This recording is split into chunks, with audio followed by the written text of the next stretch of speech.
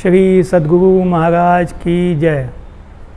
आज मैं आपको एक सामाजिक व्यवस्था के ऊपर बताना चाहता हूँ। आज के समय में पति पत्नी का बहुत ज़्यादा क्लैशेस है और घर परिवार का भी बहुत ज़्यादा इंटरफेरेंस रहता है। उसकी वजह से बहुत सारे घर परिवार आज के टाइम में बर्बादी के पोजीशन में आ गए हैं। क्यों? क्योंकि हम अपने पूर्वजों की बात पे ध्यान नहीं देते हैं। हमारा जो व्यवहार संस्कार था बहुत उत्तम और बहुत ऊंचे ढंग का व्यवहार संस्कार था। ये हमारे ऋषि मुनियों की खोज थी। मतलब जब हम शादी ब्याह करते हैं तो मान लीजिए हमारा बेटा है तो हम बेटे को लड़की की बहुत सारी लड़कियों की फ़ोटो दिखाते हैं। उसमें से जो लड़की को वो पसंद करता है फिर हम उसके माँ बाप का स्टेटस देखते हैं और उनके संस्कार, उनकी बाज़ार में रेपुटेशन, ये वो सब देख के और फिर रिश्ता तय करते हैं।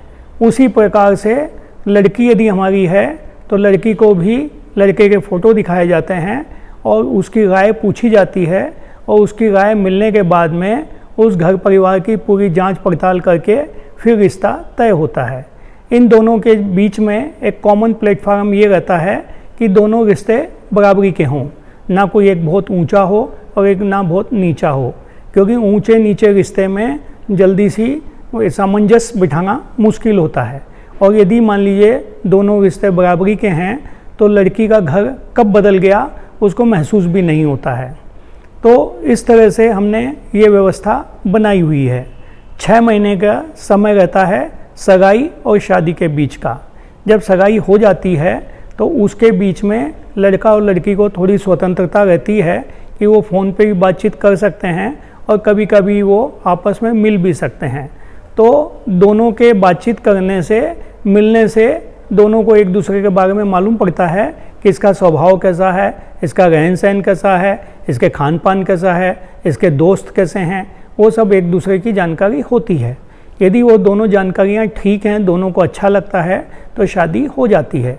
और यदि मान लीजिए कहीं पर भी कुछ प्रॉब्लम है तो उसको चेक रीचेक करके और नहीं जमता है तो रिश्ता छोड़ दिया जाता है।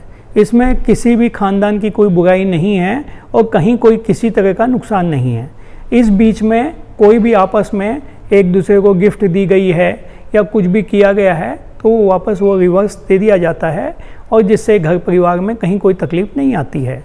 और आज के समय में क्या है, लोग बाग शादी तो कर लेते हैं और शादी करने के बाद में फिर पति पत्नी घर परिवार वाले न्यूसेंस वैल्यू करके जीवन को खराब कर देते हैं। इसमें जैसे मान लीजिए लड़की अपना ससुराल जा रही है। एक एग्जाम्पल के लिए आज हम यहाँ से अमेरिका जाएं तो वहाँ पर डॉलर चलेगा, रुपया नहीं। वहाँ पर उनके नियम कानून चलेंगे, हमारे भारत देश के नियम कानून नहीं चलेंगे।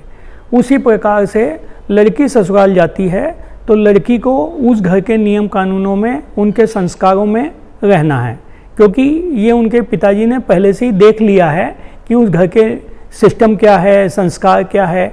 उसके बाद ही रिश्ता तय हुआ है, उसके बाद में शादी ब्याह हुआ है। तो वो लड़की वहाँ पर जाके अपने पीयर के नियम कानून को लागू नहीं कर सकती। यदि करना चाहेगी तो वो नुकसान में रहेगी।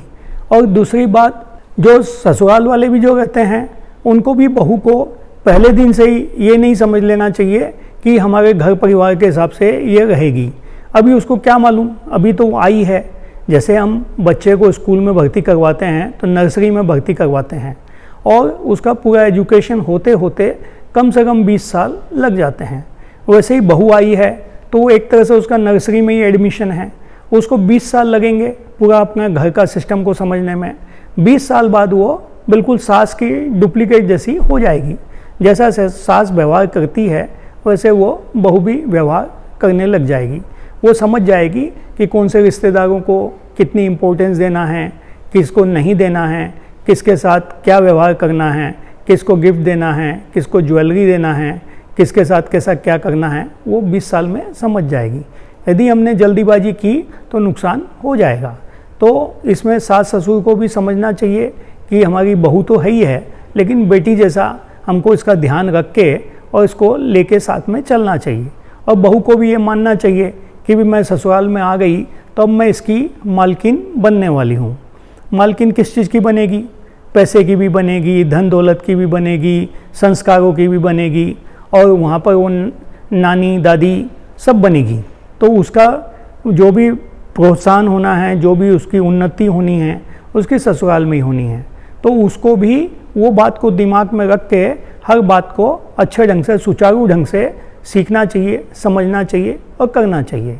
तो इस तरह से 20 साल में वो बहू भी अच्छे ढंग से समझ जाएगी, सास जैसी बन जाएगी। और सास को भी पेशेंस रखना चाहिए कि भाई आज हमारे घर में नई बहू आई है, तो पहले दिन से ही उसको सारे काम नहीं थोप दे और सारे उसके ऊपर जवाबदारियां नहीं लाद दे, धीरे धीरे धीरे धीरे करके उसको आगे बढ़ाए। तो इस तरह से यदि दोनों परिवार अच्छे ढंग से एक दूसरे का मान सम्मान रखते हुए कोई भी काम करेंगे तो वो आगे बढ़ सकते हैं। कभी कभी ये भी होता है, लड़की वाला बोलता है कि मैंने इतना पैसा खर्चा कर दिया। अगर खर्चा कर दिया तो किसी की जेब में थोड़ी ना गया, वो तो इनके मेहमान उनके मेहमान खा पी गए, बैंड बाजे वाले ले गए, घोड़ी वाले ले गए, होटल वालों ने खा लिया, सब पैसे तो खर्चा ही हो गए ना। तो उसमें एक दूसरे के ऊपर क्लेम क्या है कि हमने खर्चा किया। लड़के वाला भी खर्चा करता है, लड़की वाले भी खर्चा करते हैं। अच्छा, जिसके जितना सामर्थ्य है उतना ही करते हैं। अच्छा, अपने सामर्थ्य के हिसाब से वो रिश्ता ढूंढते हैं, अपने सामर्थ्य के हिसाब से शादी ब्याह करते हैं। तो इसमें किसी का एक दूसरे के ऊपर एहसान नहीं है कि हमने कोई एहसान किया है।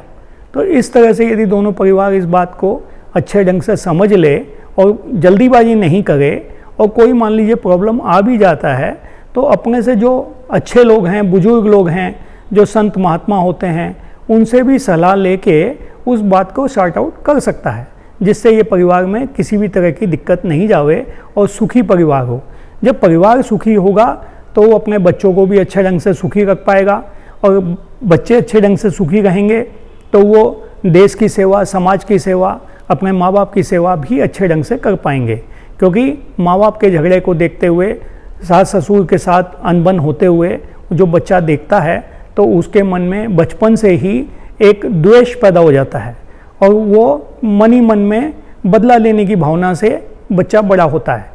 और जब मन ही मन में उसके बदले की भावना आती है तो बड़ा होके कभी बाप से बदला लेता है, कभी माँ से बदला लेता है, कभी दादी से बदला लेता है, कभी नानी से बदला लेता है, कभी नाना से बदला लेता है।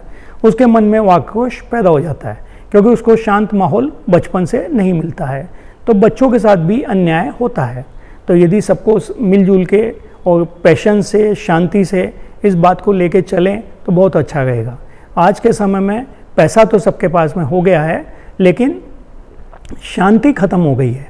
उसका कारण यही है कि लोगों में पेशेंस नहीं है, और पैसा पैसा पैसा पैसा करते हैं, और पैसे से सुख शांति नहीं आती है।